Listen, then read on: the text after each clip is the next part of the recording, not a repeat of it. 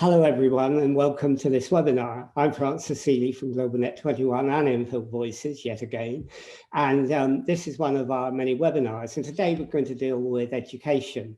Now, education is something that's come under a lot of scrutiny and criticism in the last few years, well, perhaps for the last couple of decades, partly because it's sometimes got too rigid in some areas. It's been sort of a tick box exercise often for teachers and students, and exams have put students and teachers under pressure. And there are some experiments going on around the world and in this country to try and change that. And we've got Lucy Stevens with us today, who has started an experiment in Croydon. You know, that is an incredible thing to do. She started a school that's a private school, but it's free. And it goes against all the conventions. Well, I wouldn't say all, that's an exaggeration, but it goes through a lot of the conventions that we have become used to in schools. And I've got Zoe Cooper here as well, who's going to help me with the interviewing. Anyhow, Lucy, welcome to this webinar today. And maybe you could start by telling us just a little bit about yourself, just very briefly, your background, and whether it was in education, and just something about yourself. Yeah, hi. Thank you for having me. So my first career was as a teacher, and I left teaching because I just I felt like I was just shoehorning kids through test papers, and probably for at least 2/3 of my class that, you know, it just wasn't what I thought probably would have been good for them. And you know, I left with the view that actually I could do some sort of wraparound that would support those kids in my class that I thought were just really struggling within the system. And I wanted it to be charity based, so I went to the Prince's Trust to get some more experience in charity work, and ended up staying there for 5 years, which was wonderful and lovely experience. But you know, for me, when you're working with young people not in education, training and employment, and at the older end of the spectrum, you know, 14 to 16 really, it's so hard to re-engage many young people when they've been outside of a system for so long. So anyway, I had a complete career change, but then I had my own children, so I'd gone into nutritional therapy, but I had my own children and thought, what shall I do now? Do I put them back into the system that I didn't like and I thought didn't necessarily work for all kids? And I thought, well, what if that's my children? So I started thinking, what would an education system look like that I would be happy to put them into?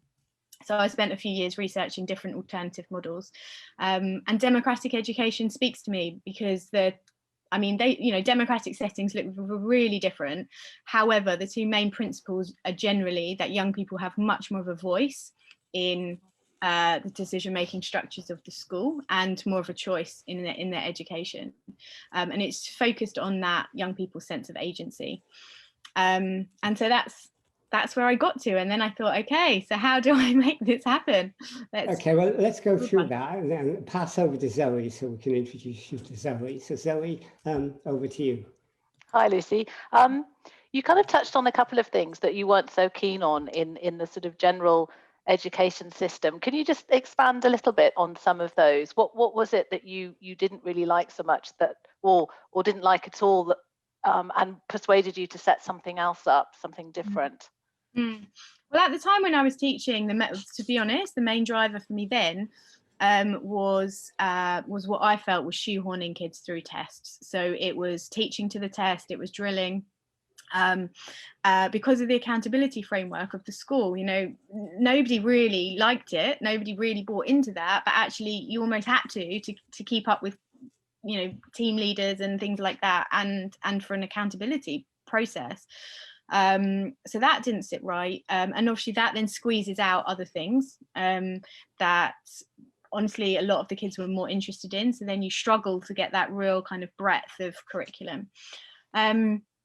And I think in hindsight now, having my own children, because I wouldn't say this was me at the time, but it was actually the behaviour policies.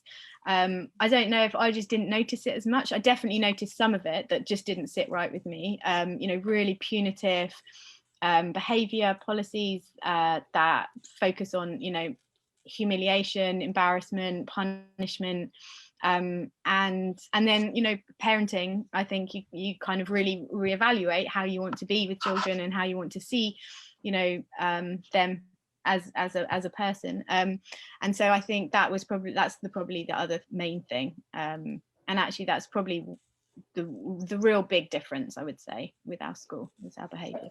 Okay, so you said earlier that you went through this moment where you said, what do I do now?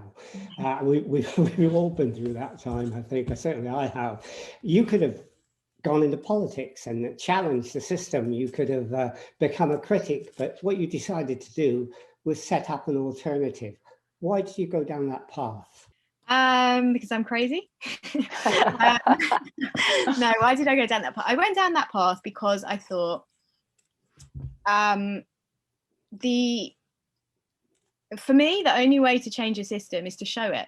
You know, there's brilliant people better at me than articulating difference and, you know, ideas and thoughts and things like that. But actually, to show a model in action, then and to develop an outcomes framework that can hold it accountable too. So what's of interest to me is schools like Reggio Emilia. You know, how does a system develop and sustain and do amazing things for education worldwide within a system that doesn't operate the same way? What are the conditions that enable that to happen? And that's what interests me. What conditions enable an alternative school in the UK to thrive alongside a system that thinks a little bit differently? And so that's really what we're doing, is like, here is it in action, and here are the results of this. But then I suppose, you know, I know we'll probably come onto it, we've got an alternative funding structure, but, you know, for me, all of the alternative schools in the UK naturally have to be fee paying, so it's really hard to operate within the system.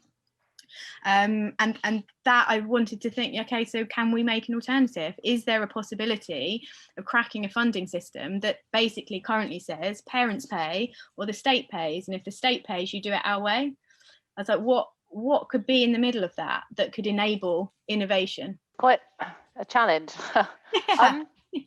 Can you tell us a little bit about your school then? I know it's a primary school. How big is it currently? How many kids do you have in your school? Yeah, we're a small school.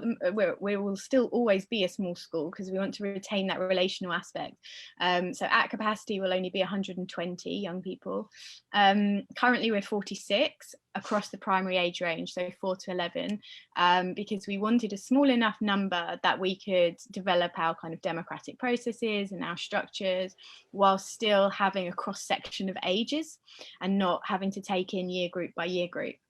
So we're 46, we're growing to 72 in September. But interestingly, we're hugely oversubscribed. So we could fill the school 3 times over with our waiting lists, which is interesting. That was another question I had, actually. How do you select who you very oversubscribed? So how do you make the choice on who comes in? Yeah, I know. I mean, it always just feels so horrible, really, but it's just a normal admissions process, just like any other school. So we just have an oversubscription criteria. I mean, I think the difference perhaps maybe generally it's exactly the same sort of oversubscription you'd expect, apart from I was quite conscious that I didn't want to like shrink a catchment area, because that is actually very problematic as a policy sometimes for, you know, particularly where it draws resources to what's then started to be considered a better school, and it really can add to inequality.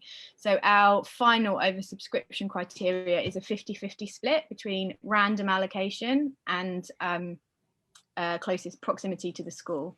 So, theoretically, you could live in Brighton and get a place at a school. Practically. Okay, interesting. Yeah. Okay, thank you. You were saying that you were fed up with the traditional school and the way they had rigid tests and so on. You've got rid of those. So I suppose the question is, what's been the impact on young people not having to face that? And what alternative do you have in order to show that you're successful in terms of the education of those children? Well, I mean, when you say we've got rid of it, the only thing we've got rid of really is the SATs. So that has a real impact around age 11, we expect to do some sort of formal qualifications, because ultimately they're a gatekeeper for young people. So we will offer GCSEs. If we get to that age and the GCSEs are no longer around, that would be interesting, but it would just be much more personalised. So does every young person have to do 9 GCSEs? Is that relevant for them and their lives? Is it, sometimes if you want to be a graphic designer, could you potentially do English and maths and a BTEC and a design portfolio and go a different route? And so it's just more personalised to each young person. And then in the sense of what we do, good teaching is still formative assessment. Teachers are still making those formative judgments involving young people in self-assessing, peer assessment. And interestingly, we gather feedback from our young people, and some of the older ones the other day, when we were asking about assessment and saying, what do you think of assessment and things like that? And they were like, what assessment? We don't do assessments. And so the class teachers had really tried thinking, oh God, they're going to think this is a test. To them, it was just logical that they would see where they were at with their learning. But a large proportion of our young people are formally homeschooled, and they haven't got a mainstream experience of testing and that level of pressure. We do have some that are, and it's very noticeable, the difference between seeing it as a positive in terms of this is where I'm at, this is where I need to get to next, and seeing it as a, oh my God, this is going to tell me I'm failing. Interesting. Yeah, that's very interesting. That kind of leads to my next question, which is, I wanted to ask you about behaviour, and you said that you dislike the sort of punitive methods that are used in so many other schools. And it was interesting what you were saying about giving kids a voice. So how do you kind of maintain good behaviour in your school? How does that happen without the various measures that other schools use?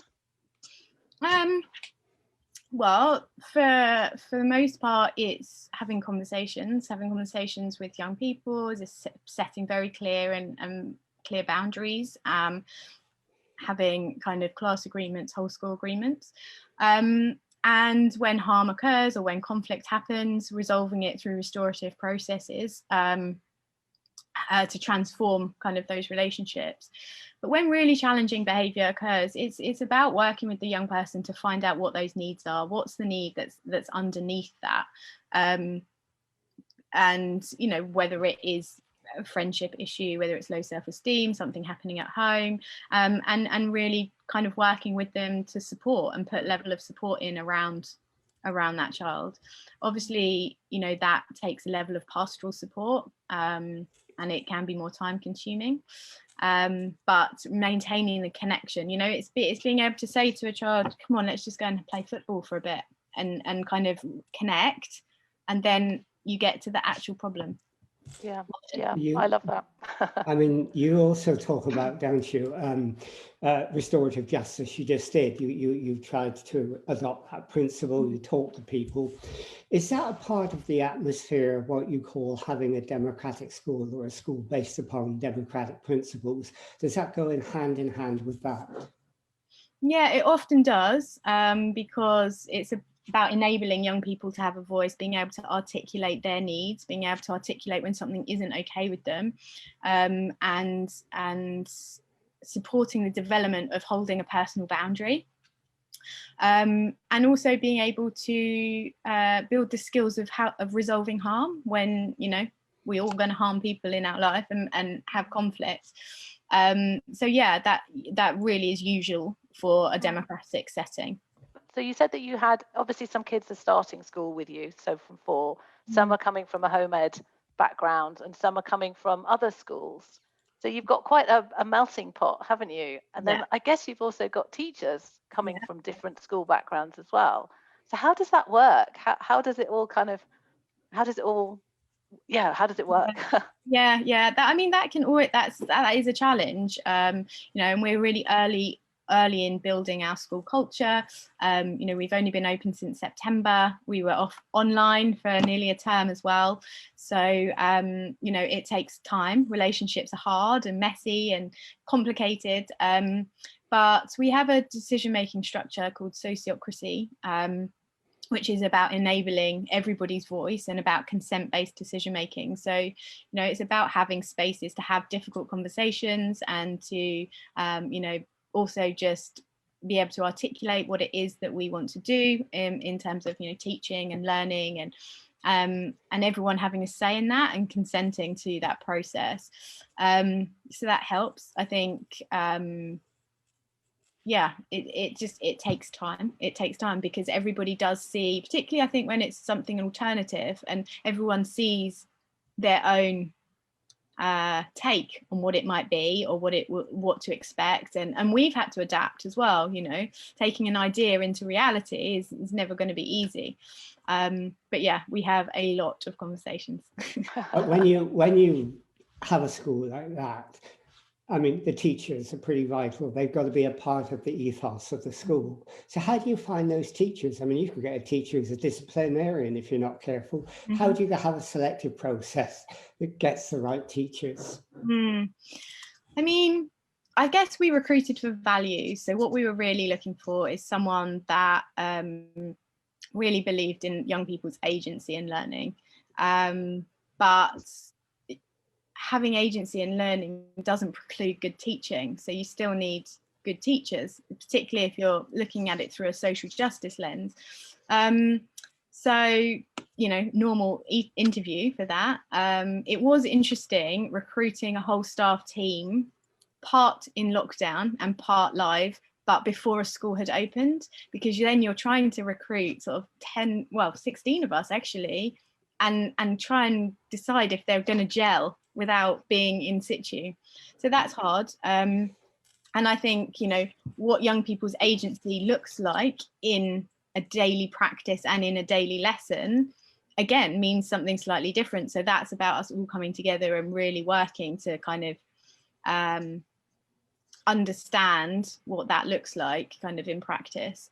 So yeah, I guess that's probably where we went with it, really. Well, you've obviously been very successful in that. But, you know, schools like yours, they've existed in the past in the way there's been Steiner schools, Montessori, and the one I remember when I was young, Summerhill, where they used to give rewards when people had bad behavior as an alternative. It was really sort of interesting. But those were paid schools. They had a funding policy that they got money, so they had well-off parents, but you have deliberately chosen, you know, admirably, to go for disadvantaged kids. Now, how do you do that? How do you find those? And how do you fund that? And have you got a sustainable way of funding that? Yeah, I mean, I think the choice was one based on equity, but it was also based on enabling a different model of education, because it's very easy to dismiss alternative models of education under the guise of, well, that wouldn't work in a city wherever, you know, that wouldn't work with this demographic of young people. So that was also it, you know, to be able to show a model that could work for everyone. So yeah, our funding model is quite unusual. We were incredibly lucky to get sort of philanthropic stroke corporate funding for the first 2 years, and we've got 3 fundraisers. So we've got one that works on philanthropy, we've got one that works on trusts and foundations, and we've got one that works in public sector. And so we're building and positioning sort of the school model in line with what we understand from local authorities and their interests and their areas of work. We actually sit tri-borough, strangely, although we're a Croydon school, we're very close to Lambeth and Lewisham. But actually, because we're free and because we are different, we've actually got kids from probably 7 different local authorities. So yeah, our funding model hasn't worked yet. We're still building the case, looking at sort of invest to save models, and looking at social outcome commissioning model. So we were going to suggest that you don't teach subjects, but you told us at the beginning that that's not strictly true. So can you explain what subjects you teach? So what the curriculum looks like? But at the moment, the curriculum, they have literacy and maths in the morning. at various times, and they'll do a social science project. And then we have specialist science, art and media and ICT teacher. And within that, there's obviously different ethos of teaching. So science is very experimental. Literacy is based around storytelling. And then within the timetable, there's gaps for self-directed time. There's also gaps for things like, workshops where teachers offer something that and kids will sign up, whether it's weaving or Dungeons and Dragons or cooking, or Wednesdays are often the popular day. So yeah, so that's how it is at the moment. Yeah. And then the age group, do you mix up the ages? Do you have sometimes you have several classes together, different age groups? Yeah, I mean, currently reception operates by as one year group, and then we have a mixed age year 1 to year 4, and it will be a mixed age year 5 to year 8. It's currently just 5 and 6. For us, that works well from an inclusion perspective, and we work around stage and not age as well. So young people progress at their own kind of pace. Yeah. You also, it's quite interesting, you talked about developing literacies through storytelling. That sounds like the pedagogy of storytelling, and it reminds me of a famous book by Paulo Freire, The Pedagogy of the Oppressed. And he says that education really often is not relevant to the person's experience, whether they're an adult or a child. And he always tried to embed education around ideas and action and around relevancy to the student, the child's environment. Is that a part of your philosophy, to make sure that what the child learns, they understand is relevant and is not some abstract thing out there? Yeah, I mean, I think that's a brilliant philosophy. I think it's important. I think we've got some way to go before we get to that. But I mean, engagement in learning is one thing that we actually measure. And that's something we're constantly talking about curriculum, about things like that, and about for a lot of young people who have trauma or difficult time, and they're having challenges in their life, no formal learning is of that much importance to them right now. So that's always a discussion. I think we've probably got a little bit further to go with that, actually. But I back Freire, to be honest. And how about the parents or the carers? How do they kind of fit into the equation? I think I read about a learning plan that you make. Is that with the parents and the carers as well? Yeah, so that's to support young people's social and emotional development and goals and things that they, as well as academic skills. Actually, it depends what they want to work on. So they have 3 goals that they work on for the term. But it's a bit like a mini parents' evening, but the older they are, more facilitated by the young people. So it's their chance to kind of show what it is that they're interested in, what they're really pleased with, what they've done so far, and to identify areas where they would like some more support or more help, whether that's from home or whether that's from school. Again, that's taken a little bit of a while to embed. We do it termly, so one of the terms had to be done on Zoom. Wasn't ideal, but then that's something that they can reflect on, and work on during the term. You talk about links with parents, and that's important, but you also emphasise, don't you, links with the community. How do you develop those? Yeah, I mean, at the moment, incredibly with a lot of difficulty because of lockdown. So that has really thrown us a little bit. I mean, we were expecting to be able to bring in the community to support workshops, to kind of, support the curriculum. That's not really been possible. It's not even been possible, honestly, to have all the parents in. So we're just starting to be able to do that a bit more now with some more volunteers from the parents. But yeah, so we've started with parents. Really, they've got a parent circle that they run, and they can bring us feedback into the school. All teachers have got a really strong relationship with parents, And, you know, they're such a part of the community as well, particularly if young people are having a hard time, then the pastoral support will really involve the parents as well, and give support through that way as well. It sounds as though the community is very wide then, if there are kids coming in from, I think you said up to seven different boroughs. Yeah, that's fantastic. Yeah. And so you've done a very brave thing, setting up the school. Is your secret mission to change the education system, or are you going to stop at your school? Yeah, I mean, of course, isn't everyone talks about education?